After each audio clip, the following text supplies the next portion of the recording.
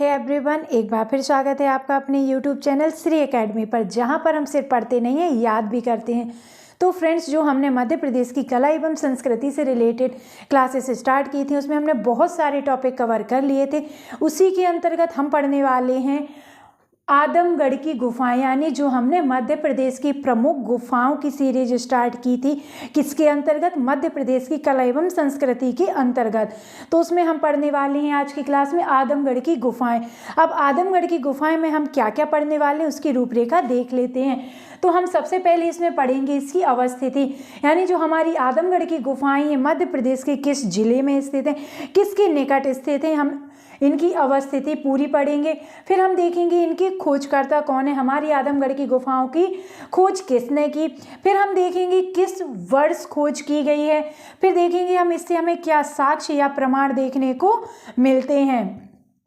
फिर हम देखेंगे ये क्यों प्रसिद्ध हैं, क्या है जिसकी वजह से हमारी आदमगढ़ की गुफाएं फेमस हैं। फिर हम देखेंगे इनका जो निर्माण हुआ है, निर्माण इनका जो हुआ है वो किस काल में हुआ, यानी जो हमारे पाषाण काल में तो हुआ है, ये तो हम सभी जानते हैं, लेकिन पूर्व पाषाण काल में हुआ या मध्य पाषाण काल में या उत्तर, मतलब किस काल में हुआ, हम वो देखेंगे। फिर हम देखेंगे इनकी निर्माणकर्ता कौन है, यानी हमारे मध्य प्रदेश के किसी भी एग्जाम में अगर आदमगढ़ की गुफाओं से रिलेटेड या मध्य प्रदेश की किसी भी गुफाओं से रिलेटेड क्वेश्चन बनते हैं तो हम जो आपको पढ़ा रहे हैं उससे बाहर नहीं जाएंगे। आप बेफिक्र होकर पढ़िए और अपने नोट्स बनाइए।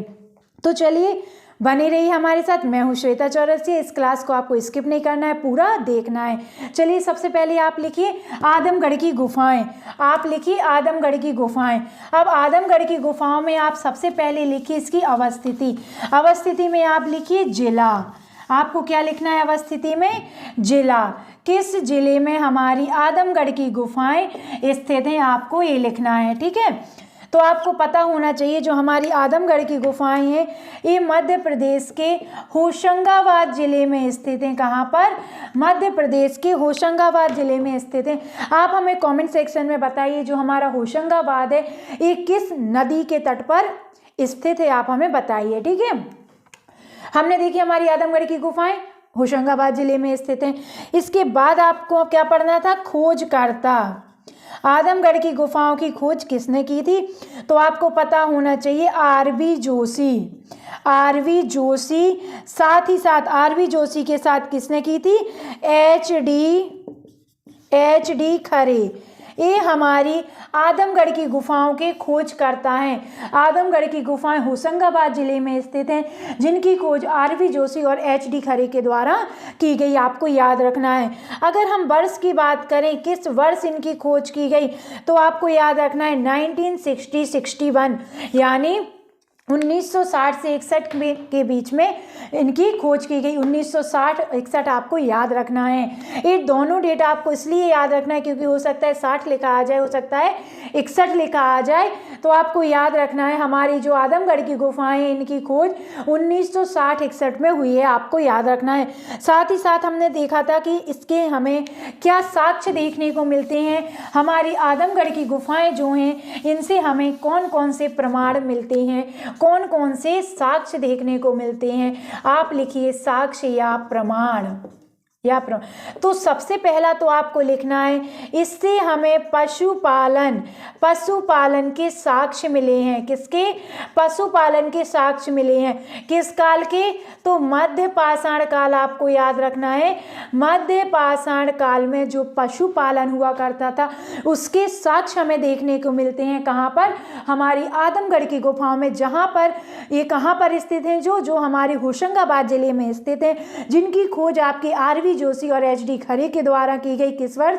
1960 और 61 में, मध्य पाषाण काल में। आपको याद रखना है। इससे आपको एक चीज और पता चल गई है, जो हमारी आदमगढ़ की गुफाएं हैं इनका पीरियड क्या है, इनका काल कौन सा है, किस काल में ये निर्मित की गई।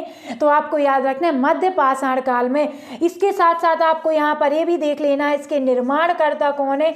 इसके निर्माणकर्ता कौन है? तो आपको याद रखना है आदि मानव द्वारा हमारी आदमगढ़ की गुफाओं का निर्माण किया गया है। साथ ही साथ आपको इसके एक तो साक्ष्य हो के इधर हमारा मध्य पाषाण काल के पशुपालन के साक्ष्य देखने को मिलते हैं। दूसरा साक्ष्य आपको इसमें याद रखना है, इसमें आदि मानव द्वारा निर्मित, इधर निर्मित तो हमने देख लिया कि निर्माण हुआ, आदि मानव द्वारा, तो इनके द्वारा निर्मित जो पहाड़ियाँ हैं, पहाड़ियों के ऊपर आपको याद रखना है, पहाड़ियों के ऊपर नुकीले पत्थरों से बने हथियारों, क्या हथियार जो थे, हथियारों के प्रमाण हमको देखने मिलते हैं। देखो जो हमारी आदमगढ़ की गुफाएं हैं, इनसे हमें पहला साक्ष्य तो ये प्राप्त होता है कि इसमें मध्य पाषाण काल के पशुपालन के साक्ष्य देखने को मिलते हैं। दूसरा प्रमाण आपको याद रखना है, आदि मानव द्वारा निर्मित पहाड़ियों के ऊपर नुकीले पत्थरों से बने हथियारों के प्रमाण हमें हमारी आदमगढ़ की गुफाओं में देखने को मिलते हैं। तो फ्रेंड्स, हमने आदमगढ़ की गुफाओं से रिलेटेड सारे फैक्ट कवर कर लिए हैं।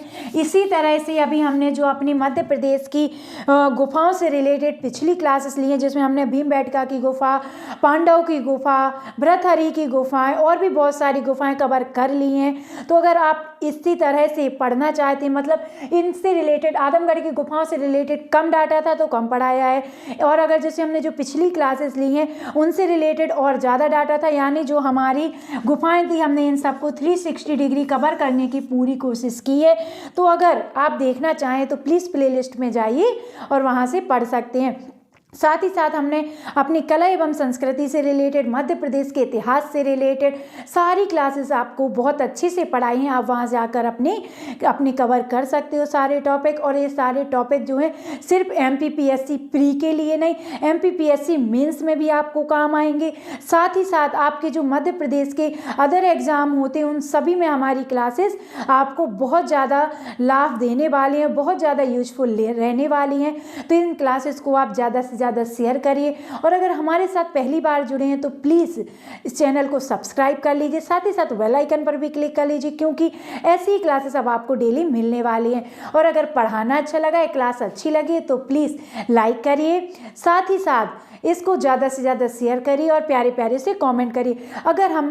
अगर आप चाहते हैं कि हम किसी टॉपिक को मैप के थ्रू पढ़ाएं तो भी आप हमें कमेंट सेक्शन में बता सकते हैं। और अगर आपकी कोई क्वेरीज हो या आपको किसी भी एग्ज़ाम से रिलेटेड या कोई भी आपको डाउट हो तो आप हमें टेलीग्राम या फिर हमें इंस्टाग्राम पर भी मैसेज कर सकते हैं। सिर्फ आपको ग्रुप में करना है, पर्सनली नहीं करना है। मैं बता दे रही हूँ आपको, ग्रुप में आपको जो भी डाउट है वो आपको क्लियर कराए जाएंगे। तो चलिए मिलते हैं ऐसी अपनी अगली क्लास में। तब तक के लिए आप अपना ध्यान रखिए, स्वस्थ रहिए, खुश रहिए। नमस्कार दोस्तों, बाय बाय।